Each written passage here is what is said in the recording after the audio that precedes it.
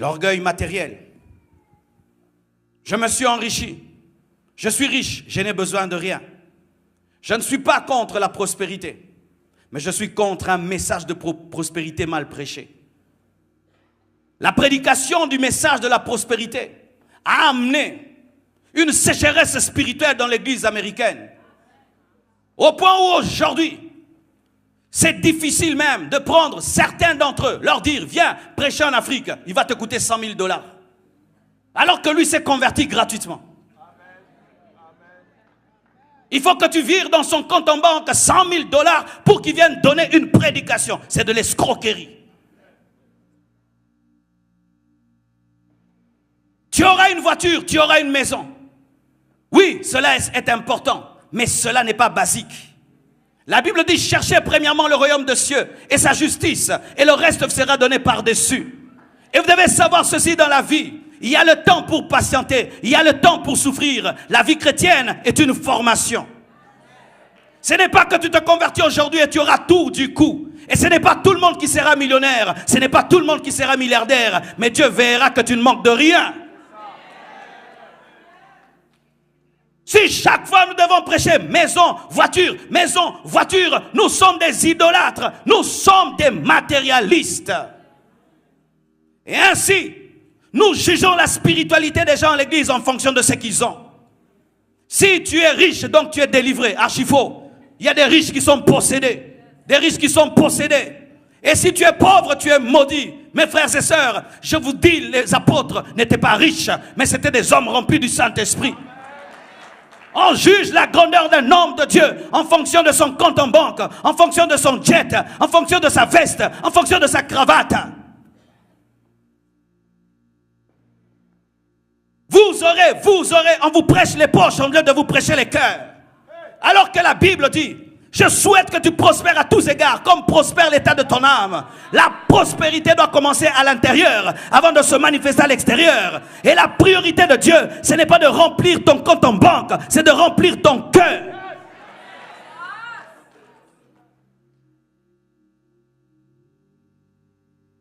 Les chairs sont en diamant, les chairs sont en or.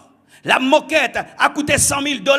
Tout ça c'est bien, mais ce n'est pas ça l'essentiel, car aucun temple ne sera enlevé. Nous devons plus bâtir vos vies que bâtir des temples.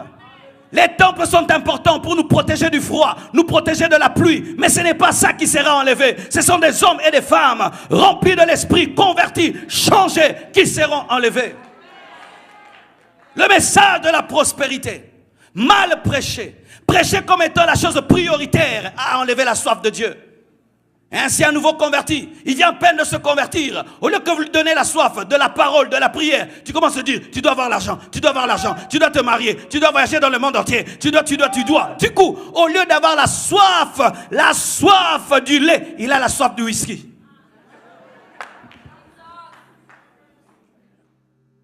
Béni soit Dieu, nous, pour les temps où nous nous sommes convertis. Pendant plus de 5 ans, tu n'entends même pas qu'on te parle que tu seras millionnaire. On te dit Jésus revient bientôt, Jésus revient bientôt, Jésus revient bientôt. Tu te sanctifies. Et puis un jour on dit, il peut aussi te rendre riche. Ah bon? Mais aujourd'hui, à peine converti, qui va m'épouser? Est-ce qu'un bébé pense au mariage? À peine converti, Dieu donne-moi une voiture. Est-ce qu'un bébé pense conduire une voiture? Au lieu de rechercher le baptême du Saint-Esprit, la communion avec Dieu, lire ton Nouveau Testament. Tu n'as même pas maîtrisé ton Nouveau Testament, mais tu veux compter des millions.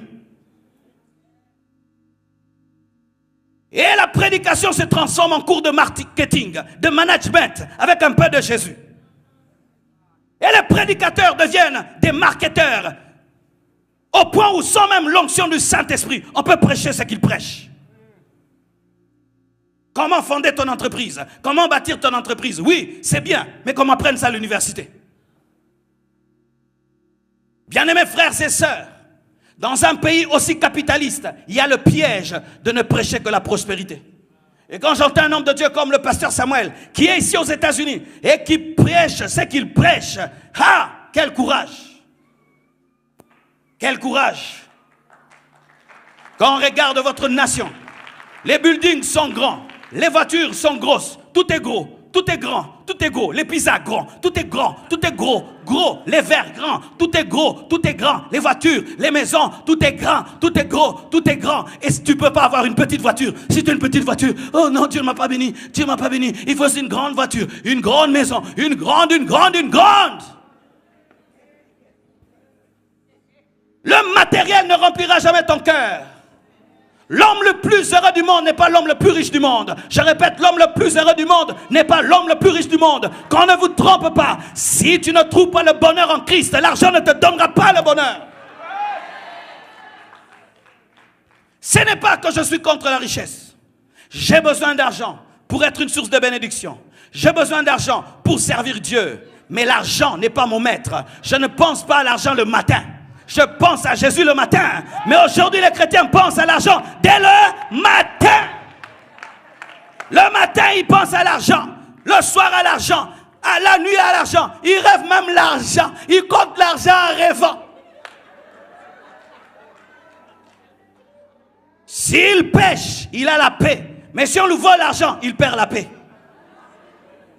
C'est ainsi que même dimanche, vous acceptez de travailler pour gagner plus.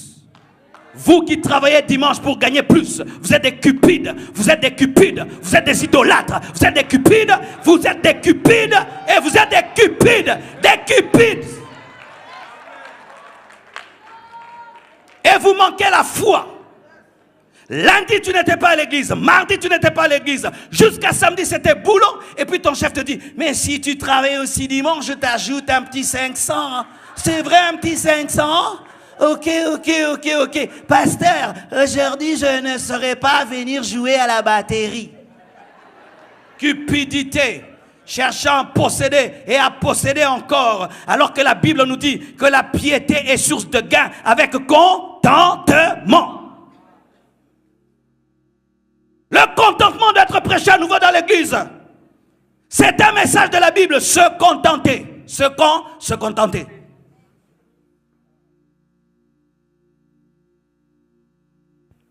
Tu viens à l'église et tu regardes combien j'aurai, combien je posséderai.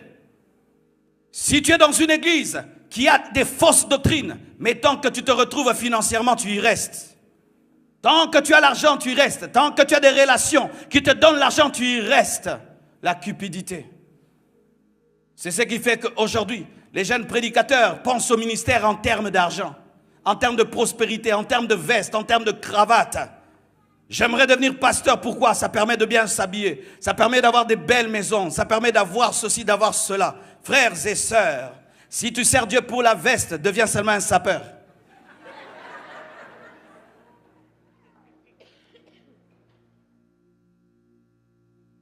Je ne suis pas contre la bénédiction. Je ne suis pas contre la richesse. Je ne suis même pas contre la prospérité. Mais toute chose doit être mise à sa place.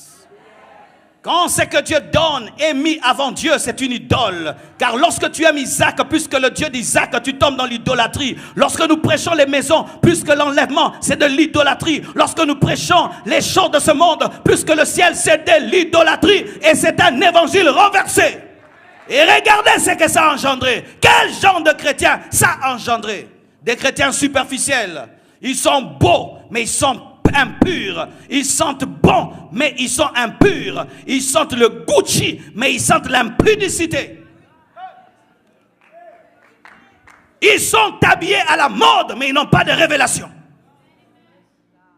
Ils gardent des belles voitures dehors, c'est tout, mais ils n'ont rien dans le cœur.